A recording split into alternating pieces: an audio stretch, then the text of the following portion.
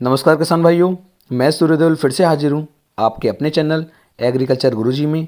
किसान भाइयों, आज हम बात करने वाले हैं 25 मई के बाद गन्ने की फसल में करने वाले सबसे ज़रूरी कार्य। यदि ये कार्य आप इस समय पर अपनी गन्ने की फसल के अंदर नहीं करते हैं तो आपका जो उत्पादन है, आपकी जो पैदावार है, वो लगभग 100 से लेकर 150 कुंटल प्रति एकड़ तक कम हो सकती है। तो इस समय पर यह कार्य आपको कर लेने हैं। यदि ये कार्य आप इस समय पर नहीं करेंगे तो बाद में आप चाहे कोई भी अच्छा ग्रोथ प्रमोटर लगा लें, कोई भी अच्छा इंसेक्टिसाइड लगा लें या कोई भी स्प्रे अपनी फसल पर कर लें, वो काम फिर नहीं आने वाला है। क्योंकि जो समय एक बार निकल जाता है उसके बाद कोई कार्य नहीं कर पाता। यानी कि वही वाली बात हो गई कि सांप निकल गया, बाद में आप लाठी पीटते रहिए, उससे कोई भी बेनिफिट होने वाला नहीं है। तो वीडियो को पूरा देखें, तभी आप एक सही और अच्छी जानकारी ले पाएंगे। यदि अभी तक चैनल को सब्सक्राइब नहीं किया है तो आपसे निवेदन है कि आप चैनल को सब्सक्राइब कर सकते हैं, जिससे कि आने वाली वीडियो की नोटिफिकेशन आपको जल्द से जल्द मिल सके। आपको यदि डायरेक्ट मुझसे फ़ोन पर बात करनी है तो आप चैनल की मेंबरशिप ले सकते हैं, चैनल को आप ज्वाइन कर सकते हैं। मैं तुरंत ही आपको कॉल बैक इधर से करूँगा।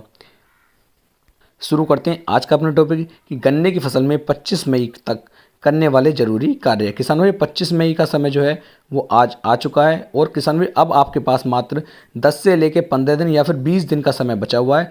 इन समय पर यदि आपने ये कार्य कर लिए तो आपको बहुत अच्छा बेनिफिट अपनी गन्ने की फसल से निकाल करके मिल जाएगा। इस वीडियो में लास्ट में आपको 1 से लेकर 2 ऐसे ग्रोथ प्रमोटर के बारे में भी बताने वाला हूँ कि यदि आप उनका उपयोग करते हैं तो आप अपने गन्ने की पैदावार को काफ़ी ज़्यादा बढ़ा सकते हैं। पहले शुरू कर लेते हैं आज का अपना टॉपिक। किसान भाइयों, सबसे पहले जो जरूरी कार्य हैं, जिन किसान भाइयों ने फरवरी माह के अंदर गन्ने की बुआई की है या मार्च माह के अंदर गन्ने की बुआई की है, किसान भाइयों आपके गन्ने के लिए जो टिलरिंग का समय है वो बिल्कुल लास्ट आ चुका है। यानी कि इस समय पर यदि आपने अपने गन्ने की फसल के अंदर अच्छी टिलरिंग नहीं ली या अच्छे कल्ले आपने इस समय पर अपने गन्ने की फसल के अंदर नहीं निकाले तो किसान भाइयों बाद में आप कितने भी ग्रोथ प्रोमोटर डाल लीजिए या कितने भी इंसेक्टिसाइड डाल लीजिए, आपका गन्ना ज़्यादा अच्छा उत्पादन नहीं निकाल पाएगा।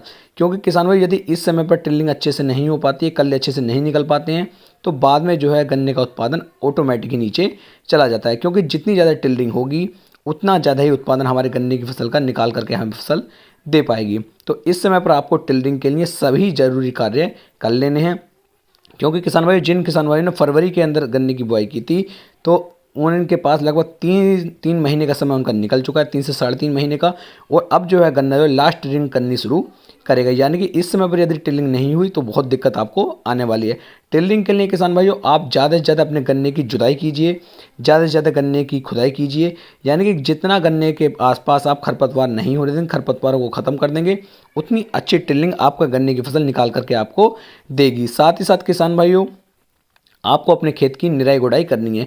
क्योंकि जब हमारे खेत के अंदर निराई गुड़ाई अच्छी तरीके से होगी, गन्ने के अंदर कोई खरपतवार नहीं होगा, पौधे के आसपास बहुत अच्छी खुदाई और जुताई हुई होगी, तो पौधा हमारा ऑटोमेटिकली टिल्डिंग करनी शुरू कर देगा। उसके साथ साथ किसान भाइयों अगर यदि आप अपने पास से कोई 1-2 अच्छा टिल्डिंग के लिए ग्रोथ प्रमोटर डाल देते हैं तो गन्ने जो है, या मान लीजिए पहले 2 से 4 कल्ले निकाला था तो अब गन्ना जो है 4 से 8 कल्ले निकालने शुरू कर देगा। यानी खेत के अंदर कुल मिलाकर के आपको निराई गुड़ाई कीजिए और उसके अंदर खरपतवार ना होने दें और एक अच्छा ग्रोथ प्रमोटर आप डाल दीजिए, तो बहुत अच्छा बेनिफिट आप अपने गन्ने की फसल से इस समय पर निकाल पाएंगे। ये जो समय हमारा चल रहा है, इस समय पर यदि आप सल्फर 3 किलोग्राम प्रति एकड़ और सागरिका 10 किलोग्राम प्रति एकड़ के हिसाब से दोनों को ले लेते हैं और लगभग 35 से लेकर 40 किलोग्राम यूरिया के अंदर मिक्स करके इन्हें अपने गन्ने की फसल के अंदर डाल देते हैं। और किसान भाइयों उसके बाद आप अपने खेत की सिंचाई करते हैं तो आपको ना केवल फंगीसाइड से बचाव मिलेगा, आपके गन्ने के अंदर टिल्डिंग भी अच्छी तरीके से होनी शुरू हो जाएगी। और यदि इससे पहले आप सल्फर और सागरिका का यूज कर चुके हैं तो ये आपको भी दोबारा से यूज नहीं करना है, क्योंकि इनका उपयोग कम से कम आपको 3 से लेकर 4 महीने के अंतर से करना चाहिए। तो इस तरीके से किसान भाइयों आप अपने गन्ने के अंदर टिल्डिंग भी बढ़ा सकते हैं और ग्रोथ को भी बढ़ा सकते हैं। यदि आप चाहें तो सागरिका की जगह बायोवीटा भी ले सकते हैं, धनजाइम गोल्ड भी ले सकते हैं। इस तरीके से किसान भाइयों आप अपने गन्ने की पैदावार को लगभग 150 से लेकर 200 कुंटल प्रति एकड़ तक बढ़ा सकते हैं। उम्मीद है मैं आपको एक सही और अच्छी जानकारी दे पाया हूँ। कल की वीडियो में मैं जानकारी आपको देने वाला हूँ कि हमें अपनी गन्ने की फसल के अंदर कौन कौन से स्प्रे किस किस समय पर करने चाहिए। टोटल स्प्रे की जानकारी कल की वीडियो में मिलेगी, तो कल की वीडियो देखना आप बिल्कुल भी ना भूलें। फिर मिलेंगे एक नई वीडियो में एक नई जानकारी के साथ। तब तक के लिए जय हिंद, जय भारत, जय किसान।